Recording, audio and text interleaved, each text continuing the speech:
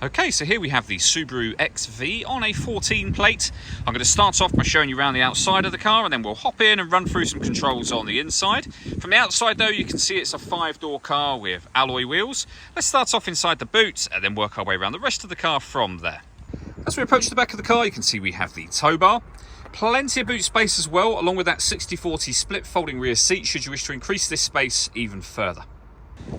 Okay, so we're just going to work our way back round to the front of the car, and then we'll hop in and run through some controls on the inside. But now that we've done a full circle of it, you can see it's in fantastic condition the whole way round.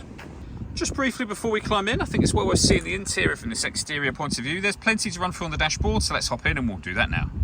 Okay, now that we're inside the car, we're going to start with the dials. On the left-hand side, we have the rev counter, and on the right-hand side, the speedometer. In the middle, you can see the total miles for the car. They are 59,956. We also have the fuel gauge for the car directly beneath that.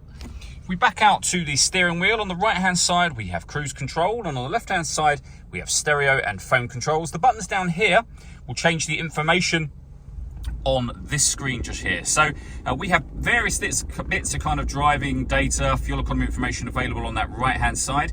On the left hand side, you'll see the dual zone climate control. So as you make adjustments, and I'll show you where they are made in a moment, you'll see that the adjustments will show up on the screen just there. Working our way down, we have the stereo for the car. So we have the ability to tune the radio over on this left hand side, adjust the volume on the right hand side. When it comes to radio, we have AM and FM available to us. If you want to listen to your own music, you can do that via the CD player just there. We have auxiliary input as well, and you can switch between those using this button just here. Beneath that, we then have the controls for the dual zone climate control that I was showing you a moment ago. So we can adjust the passenger temperature up and down, driver temperature up and down. We can increase and decrease the fan speed. Once you're happy with those settings, this button turns your air conditioning off or back on again.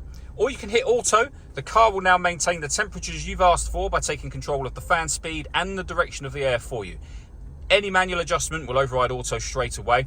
This button will change the direction of the air incidentally, and this one will recirculate the air that's in the car. That's a great way of heating it up or cooling it down quickly depending on the temperatures you set. You can turn that off just as easily as you've turned it on.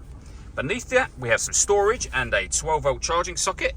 We then have the 6-speed manual gearbox for the car. All that leaves me to say is thank you for taking the time to watch this video. If you'd like to come and see the car in person and have a test drive, please feel free to give us a call here at Glenbourne's. We'd love to hear from you soon.